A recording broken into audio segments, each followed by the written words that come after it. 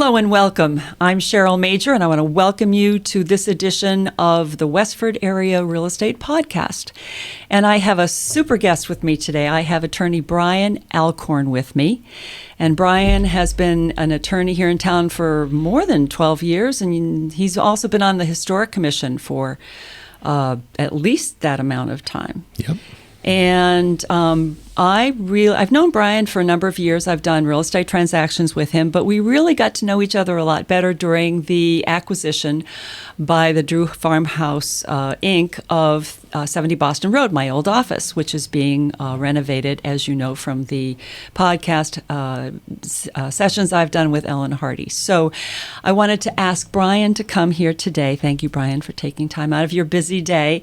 And Brian's going to talk to us a little bit about Demolition Delay. And my memory of Demolition Delay goes back to, don't tell, but 38 years, almost 38 years when I started in real estate. And I was based in Lexington.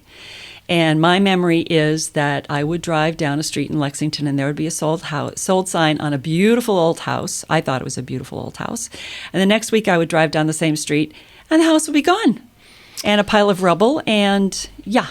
So, Brian, please enlighten us and tell us what it means in Westford. So, Westford, we have a 6-month demolition delay bylaw. If you follow the terms of the bylaw, it actually stretches out a little bit beyond the 6-month time frame. But a town like Lexington with a local historic district is going to be a little bit different.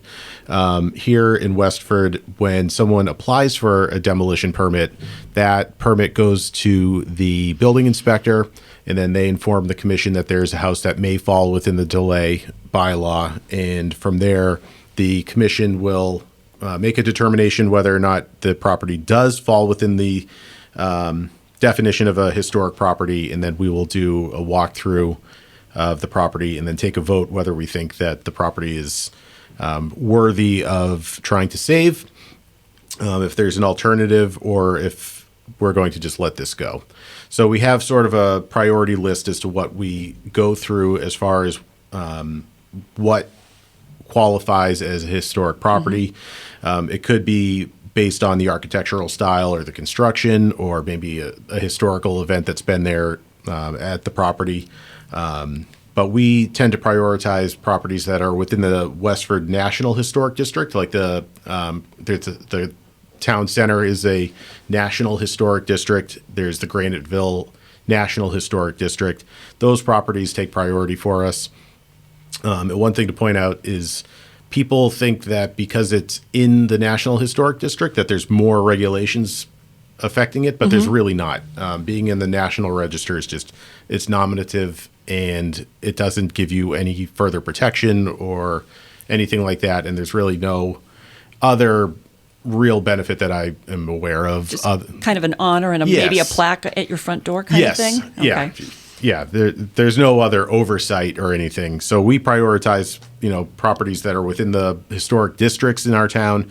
And then after that, anything that falls really within an 85-year rolling time frame, if your property or your home was built within the last 85 years, that will trigger the delay to get the process started. That's when the building department will look at the assessor's information, see that the property is more than 85 years old, and then we get involved. So if a property was built more than 85 years old? Okay. Yep.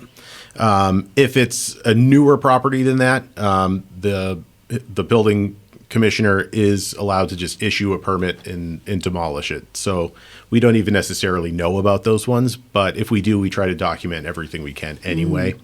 For us, the biggest thing with any of the delays is often it seems like the demolition's inevitable anyway. Whoever is looking to do it, they're going to do it. So for us, it's all about documentation. So we'll get as many pictures of the property inside and out as we can get. And we try to preserve what we can in every case. Westford's known for its granite. So if a property has a granite block foundation, we try to work with the homeowner or the builder or whoever it is to save all that material and maybe build a stone wall with it in front of the That's great. Yeah, just, that's something that Westford's known for. It's granite quarry. Right. So if we can preserve some of that and, keep some of that history here, that's always a goal for us. Westford also has the Sims map, which is, I believe, 1856. It's not the oldest map of Westford, but it does identify where the homesteads were. So if your house is on the 1856 Sims map, that's also a big priority to us to try to preserve as many of those as we can. Okay. So I have a question.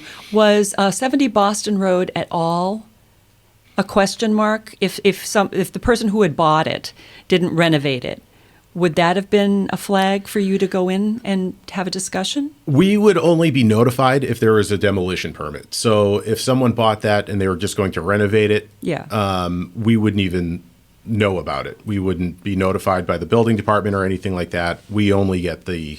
But if they were going to demo it and put up condos or something like that. Yeah, if that was going to be taken down, we would definitely have been involved in that. Okay. And do you think it would have had... a delay, or how would you have looked at, I'm just curious, how would you have looked at that as far as the law? I think we would have probably done our best to enact the demolition delay because that property, I don't know that it would necessarily be on the Sims map, but you are abutting, if not within the town center historic district. It is definitely over 85 years old. Oh, yeah. And it is in the gateway of Westford, going up Austin Road. So I think that one would have been a priority to try to save. Interesting. If someone was going to demolish it. Right. And that didn't happen, thankfully. No. Yes. Thankfully. Well, the project's not done yet. It hasn't happened yet. No. It's not done yet. It's not going to be demolished. Ellen and I will be there at the front door saying, yes, no, you have to take us out first. Yes. So, since I've been on the commission probably 10 or 12 years, we've had it come up a few times where we have enacted the delay. And really all we're trying to do during that time period is try to look for alternatives for people. If, why are they looking to demolish this? Is it, a building that's going to fall down on its own? Is there something else we can do here? Often there's not, but again, if we can do anything we can to preserve any of the material that's there, to keep it on the property, like, the stone foundations, things like that, we will do it. And we're also working with a Eagle Scout to make a database of all of our demolitions applications that have come through, because although we have had several come through that ultimately end up getting demolished, we do have an archive of photographs and all the information we can find about these houses. So it's gone, but not, not forgotten. Not forgotten, yes. And not ignored. Are these homes ever moved, or is that ever an idea? How does that? That has happened once since I've been on the commission. It was a barn on Chamberlain Road was moved directly across the street. So when that happens, it's great because, yes, it's being preserved, but the not really issue, but one thing that comes up is you aren't preserving absolutely everything. So something like, a 19th century barn, it probably has a block foundation, and whatever you're putting up to move it is going to be poured concrete. It's not exactly what it was. Right. So we still try to do what we can to preserve as much as possible. I think that one, there is a stone wall on the edge of the road, and that is the original foundation of the... Oh, that's excellent. Yeah. So repurposed and still there. Yes. That's super. And how did you get involved in this whole demolition delay thing and the historic aspect of it? Well, I got involved in the Historic Commission when I first was in law school. I worked for Angela Harkness, our town moderator, and she encouraged me to be on everything that I could possibly be on. And I have been on a lot of different boards and committees, and Historic Commission is just one that I've been on forever. It's just always been an interest to me.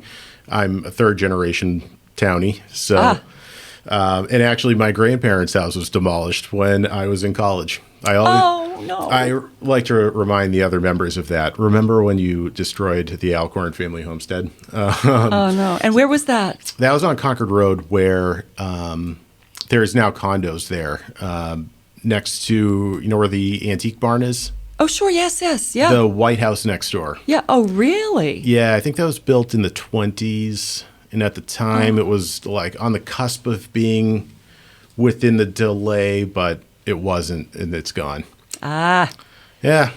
that kills me. It really does. When it's gone, it's just gone. Yeah, it's gone. You know? So, Wow. we do what we can to, work with homeowners, and it's often developers. We understand that ultimately, if your goal is to knock this down, it's going to happen. But, we're also human, and we know, we can try to work with you to the extent that we can. Yeah. Part of the problem is there's little land left. Yeah.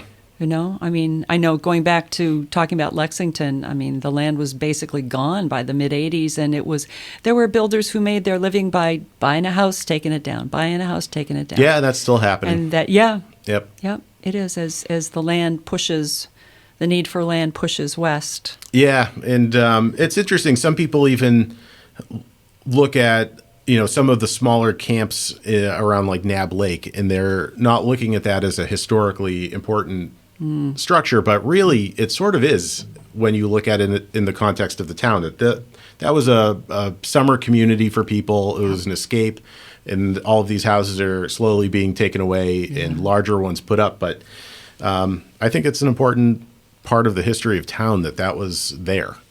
So, we have gotten pushback from people saying we should be able to knock this down. It's just a little camp. Who cares? But, when it's gone, it's gone forever. So we try to still save it. Yeah. Have there been any little homes, little camps in the Nab area that have been saved? Recently, the most recent one was not saved. It was actually a question as to whether it was 85 years old or not. The assessor's record said yes, but the foundation was poured concrete, which was not historically accurate at all. And it actually had 1950. Someone had drawn it into the concrete. So it's like, okay, this is not, it's not that old. That one, I believe, was taken down. But couldn't you kind of argue that they might have raised it and dug a foundation, dug a basement, and then poured? Yeah, it's possible. It might have been just a slab. Yeah, that's possible. It's hard to know because there's few records on some of these places. Yeah, that's true. So you're just really looking at the assessor's records. Yeah. When we do a walkthrough of the property, we're trying to see if there's any telltale signs like the construction, the type of nails used, whether it was traditional mortise and tenon, timber frame, or things like that. Yeah, yeah. Oh, my goodness. It's so interesting. I know, going back to 70 Boston Road, that this is going a little off track from the demolition delay, but as they have pulled things apart in there, they've found, there's a diamond-shaped window that was next to the desk where I worked for 10 years, and whoever knew it was there. And also, interestingly enough, the floor was just about gone underneath. So you find these things that are really kind of sketchy and worrisome. Yeah, and we've had instances where we've gone in and it's a home that, it's more than 85 years old. In an ideal world, it should be preserved, but realistically, you can see that the beams are all termite eaten. Powder post beetles, maybe, if it's really old. Yeah, you can just tell that the condition is not such that it would be practical for someone to try to save it. And in that case, we're willing to work with homeowners and say, okay, I get it. This is probably going to fall down on its own if something doesn't happen here. And, that's where we go back to trying to preserve, if we can, the foundation, things like that. And we always try to say, maybe we can let this go if you're going to replace it with something that is sort of fits within the character of the neighborhood, at least. So we're not, taking down a, Victorian home and putting up something completely mid-century modern. Yeah. Yeah. Just to try to keep the feel of the neighborhood the same. Right. So. Interesting. Do you have any idea how many houses have been handled by the demolition delay law in town? I don't know the total number. Since I've been on the commission, we probably get maybe 3 or 4 applications a year. Oh, really? Yeah. And oftentimes it's questionable whether it's even 85 years old or not. And I can think of one actually right down the street that I didn't even know it was there. I've lived in town forever, and it was really just like the front wall and the foundation. The rest of it had caved in. So we've even gotten those calls too. And I mean, obviously there's nothing you can do in that case other than take pictures of it. It's mostly down anyway. Yeah. I actually knew the owner of that one that applied for the application, and I called and said, I think we need to save this. He's like, there's nothing to save. It's like, yeah, I know, I'm just teasing, but that's so Brian of you, Brian. Yeah, so yeah, we probably get 3 or 4 a year. But as far as actual delays, we've not delayed that many of them. I can think of maybe 3 over the last 10 or 12 years that I've been on the commission. And the 2 that come to mind most, it wasn't really like an emergency situation for anybody. It was just homes that the properties weren't even being sold. They were just empty, falling apart. And the homeowners just wanted to demolish it so they wouldn't be paying taxes on a building that's falling down anyway. Yeah. That's understandable, I suppose. I had a question for you about it was about how I asked you how many have been applied for. How do you know of any that have actually been saved? I did ask you that, and you talked about the barn that was moved across the street. Yeah, that's the only one that's coming to mind since I've been on the commission. Yeah, the saving part of it is so interesting to me because I love history and I love the historic buildings, and it concerns me. Do you find that people just buy it because they like the location or the land, and they just, I mean, the house might be fine, but they don't like the architecture, or they just want what they want, or how does that work? It's mostly developers that are coming to us. Oh, okay, yeah. So we haven't had that many homeowners that are looking to knock down a historic home to build something else. Okay. We did have, it has happened. They would buy for the land. Yeah. And the house is in great condition. I can think of one instance where it was a family home that had, the family had owned it for several generations, but the house just wasn't conducive to what they needed anymore. Yeah. And they wanted to stay in the same place, and they were building something that was, a modern version of a antique home. So it didn't really change the character of the neighborhood. It wasn't terribly jarring. No. And actually, if you drive by it, you would probably think that's an old house, but it's not. Well, that's kind of cool. It's the difference in mindset for me about how I love crystal, and nobody loves crystal anymore. Yeah. It's like nobody loves dark furniture. So it's kind of the difference between the antique mindset and the IKEA mindset. Yes. And I'm an aficionado of the antique mindset and history and what's gone before and reverence for it and all of that. So I'm glad that you're involved with preserving it or trying to preserve it as much as we can. Yeah, I know it's a challenge. It's an uphill battle. It is an uphill battle. Yeah. Brian, tell everybody where they can find you. I know that this isn't all you do. You do real estate transactions. Yes, I'm an attorney here in town at 285 Littleton Road. It's actually Angela Harkness's old office space. I'm back. We bought it a couple years ago, but we're right on 110 Alcorn and Owens. Excellent.